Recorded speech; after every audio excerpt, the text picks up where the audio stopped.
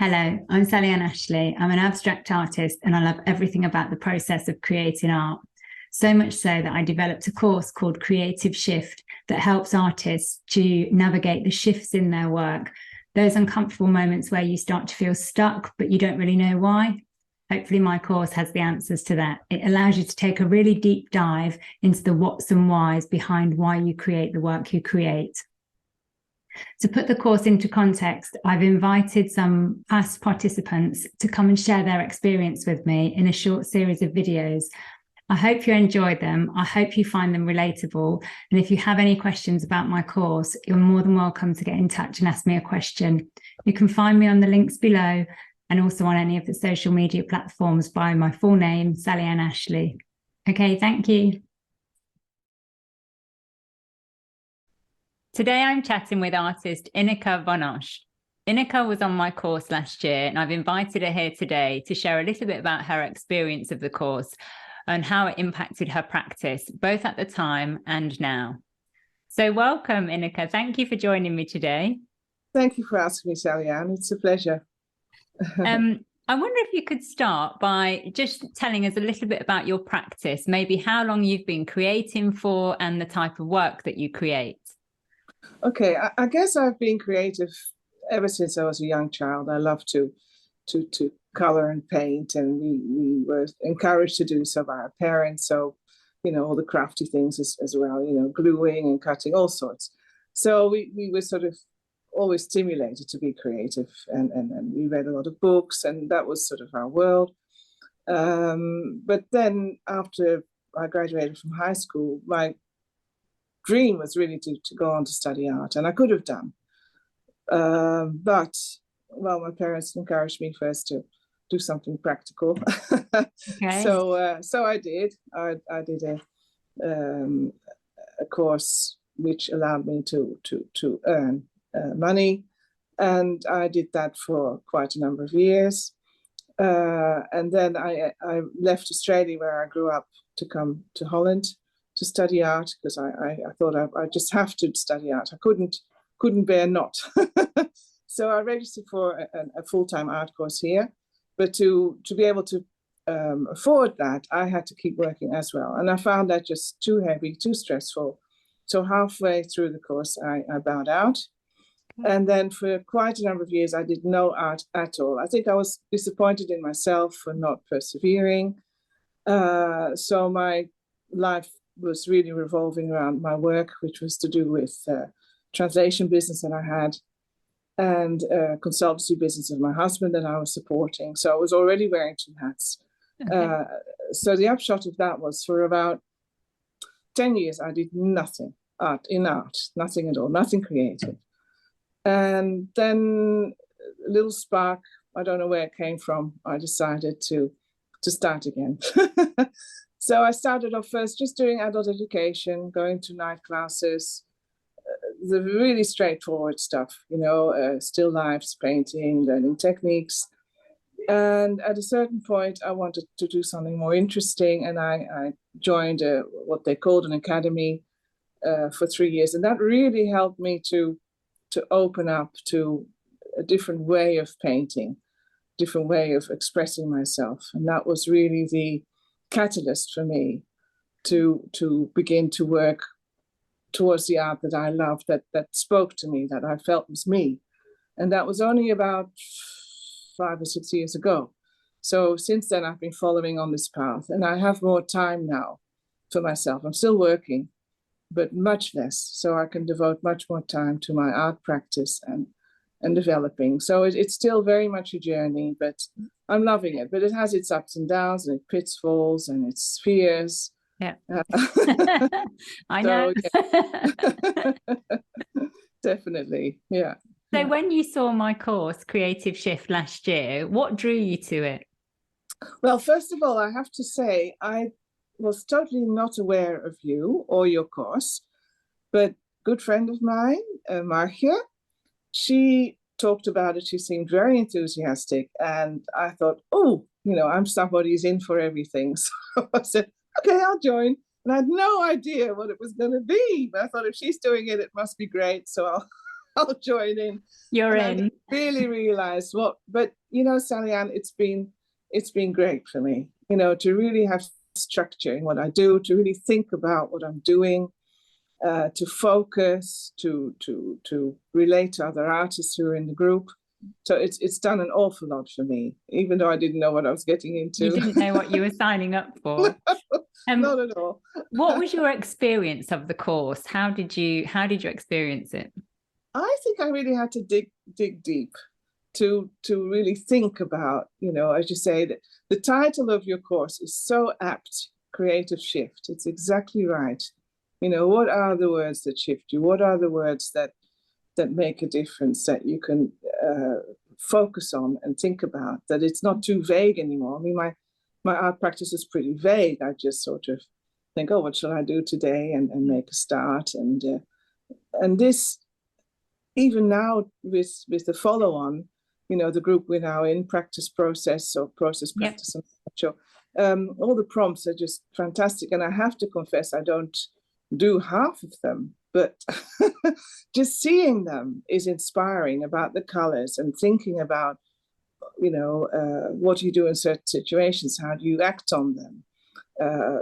Working with colors and textures. And these prompts are so important to me, to give me guidance. Otherwise, I feel I'm floundering. I don't know where I'm heading. I don't have the discipline to do it on my own. Yeah. So this has been very, very valuable to me. Yeah. A lot of things that you were just mentioning there, that's my free group, the practice, process, and positivity. But those little things, I mean, because of my practice as a whole, although I don't teach those sorts of things, the prompts and the colors on Creative Shift, you can see how it's all connected. It's like this holistic approach that we have to it. And those are just a great way of keeping us connected. I sometimes think that as artists, we feel that we're only creative when we're in our studios, and that's where our art practice happens. But my approach, and especially on Creative Shift, is like looking at all this as a whole, and what we're influenced by, what we're looking at, what we're noticing. And those things don't happen in the studio. They're all around us all the time. That's right. That's right. I think it really enriches your life. And that's something I started to appreciate when I did this academy course, which was quite different from your standard academic teaching. I became so much more alert and aware to my surroundings, and it adds another dimension to your life, and it really enriches your life. So just driving from work to home, really looking consciously around me at shapes and colors and atmospheres and moods. And I still do that. It's become second nature to me. Yeah. That's the thing. Once you start looking and seeing and thinking in this way, you can't not think like that, so you're connected to your practice so much more. You can, step into it really quickly. Yes, it's like the genie's out of the bottle, fortunately, and it's not going back. And I think you have to have that awareness around you all the time, so that when you do work, it's so much part of you. Yeah, well, it's the presence, isn't it? Yeah, and that really helps you to express yourself. A lot of it is unconscious, I think, what I do. A lot of it is unconscious creativity and letting go and seeing what happens, not having a predetermined plan. But from that usually comes your best work. Yeah. Yeah. Okay, so would you say, or did anything shift for you?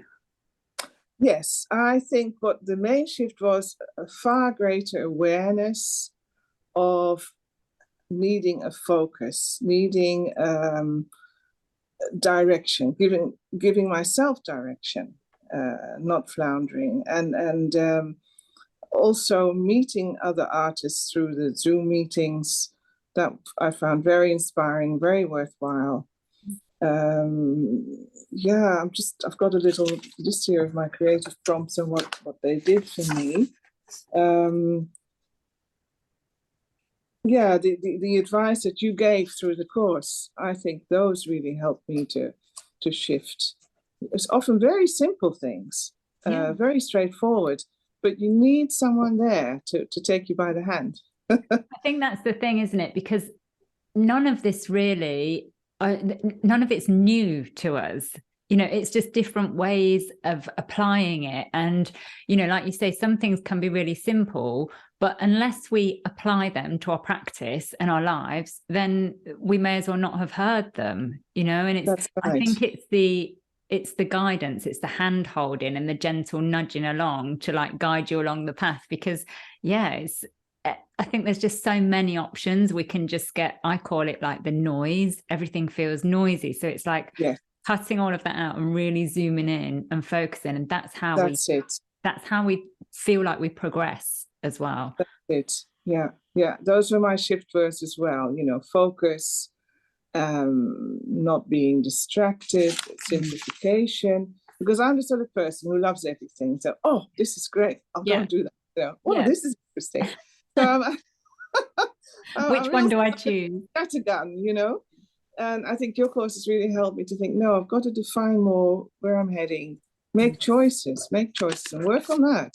Yes. And once we do and we have clarity around that, the process becomes so much easier and less distracting, you know. So we feel like we can move more from step 1 to step 2 to step 3. And then we're creating the work that we actually know why we've created and it's thought about. And I don't know, it's just a way of feeling like we're progressing along this track. That's right. And just noticing where we've been and where we're going and how much we've learned along that journey. That's right. I think what you really helped to do, Sally-Ann, was to take away the overwhelm, you know, self-imposed overwhelm, but it was there. And then you feel very insecure because of that, you know, and you feel more confident in yourself and you take that overwhelm away.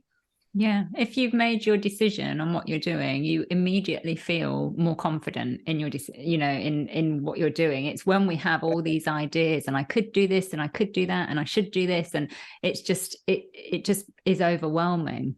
Yes. Yes, I agree. Okay. How many hours a week would you say that you spent on Creative Shift during the course? In the beginning, more time. I would say 2 hours. I'm not a great one for journaling. I'm much more visual. Yeah. It's funny because for example, I write haikus with my photography. So I do love words and text. But I think I'm too impatient to journal. I tried the creative way, you know. Who was the person who initiated that? I'm sure you know her name. Julia Cameron, the artist. Julia Cameron. I tried that, but again, I'm the sort of person whose attention span is like that of a gnat. So I started with great intention, and I was doing it really well. But after a few weeks, you know, the pages weren't daily anymore. And in the end, they were once a week and then once a month, and then they petered off altogether, you know. So, with Creative Shift, especially in the beginning, because that was when I had so many aha moments. I wrote down a lot. I did the exercises.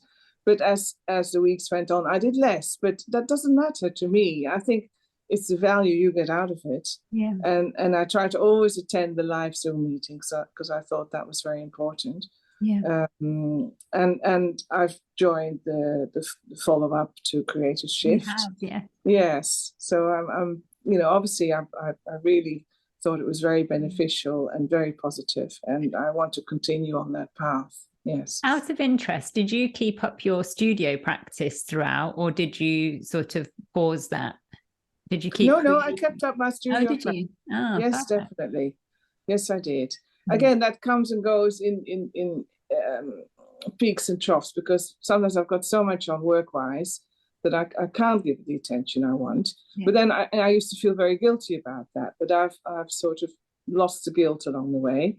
It still props up from time to time, but on the whole, I now just think I'm enjoying what I do. I do the practice when I can. You know, who is putting the pressure on? Only me, nobody else. Yeah, so I have to let that go and just say I'm enjoying it. I feel free, and I'm losing the inhibition and the sense of having to, because that's killing for creativity. Yeah, I feel it's a must rather than because you want to. Yeah. So out of the tools that I share along the weeks, were there any that really stood out for you? And if so, how did they impact your practice, or how do they still impact your practice? As far as the tools were concerned, you have to give me a prompt. What were the Okay, tools? so things like the pauses, staying connected to your practice, noticing all of the different topics from the weeks. Was there Yeah. any that really stood out for you? Well, the noticing was already very much part of my life, but it was really good to see that confirmed, how important that is. The practice certainly was very important to me, to give me a structure. So that was a highlight of creative And I shift. guess you've already mentioned the words for you were very important in terms of Absolutely, focus. absolutely. To give me thought. And another thing, I mean, obviously, I did a bit of reviewing of everything before we had our talk today. But so many things are two sides of a coin. For example, on the one hand, joy and freedom were my key creative shift words. But on the other side of that coin is discipline, dedication, and direction. Because if you don't have that, then the other isn't going to work. So even though they're sort of poles apart, you need them both. Yeah. And that was a strong realization I got through creative shift. That's and that really kept interesting. Back. Yeah. Yeah, because you want the, I think all the way through the course, I always say that we're not doing this to sort of squeeze all the creativity out of things, but to have that underlying structure in your practice allows you to be joyful and really free in the studio, but knowing that you have those anchor points to come back to that make you feel grounded. Absolutely. Yeah. I mean, that's what I really like about you, Sally-Ann, is you say everything so accurately, and everything's an aha moment. Yes, that's exactly right. That's how I feel, but you put it into words so accurately. That's and really... I'm only able to do that because of my own experience, because of this wanting absolute freedom in the studio, but also then I can be a bit lost in it sometimes and then think, hang on a minute, where have I? And I want to do that and that and that. Like you said, it's like, hang on, yes. I can allow myself to do those things, but let's just put it into some sort of order so I actually feel like I'm making progress. That's right. Yeah, because I've got a really structured side of me that keeps me grounded, but the other side is like woohoo. Yes. If you have the two, you can make the work you love and feel like you're making progress. So that's exactly right. That's the ideal scenario, and that's what you want to work towards. But it's how do you combine the two? At which time is the best choice? When do you give yourself that free rein? When do you rein yourself in and say, now I need more structure, more discipline and focus in order to allow the freedom to express itself at the same time? Yeah. And I guess that's just comes with knowing your practice and understanding yourself and how you respond, and what you're trying to achieve as well. What your intention is with your practice. Yes, I think my intention is to really explore what I want to do, what I want to express, because through the exhibitions I've had, I've realized how wonderful it is when someone relates to what you do, and it with them it elicits some emotion or some response that, especially for people who don't really know anything about abstract art, and they come and they say, oh, it's incredible. I look at your art and it moves me somehow. And they say, I don't know why. I said, well, you don't need a why. The fact that it does is enough. Yes. And that for me is so moving and so inspirational. And that's why I want to keep working to keep deepening my art and to fully express myself, not hold back and see what happens. Definitely. So you touched on it a little bit earlier, but you've signed up for the course again this year in April. Yes. What made you sign up again? Because I felt I got so much benefit from the first creative shift, even though I didn't know what I was getting into. And I want to keep that going. I want to develop with your help and your guidance and support. Yeah. I think it really gives me a great framework to work from. Yeah, something that you can keep going back to, isn't it? It's, that's right. Yeah, that's I find it really like reassuring that I know I'm on the right path. Yeah. So yeah, and it's the keeping that momentum going, isn't it, in your practice?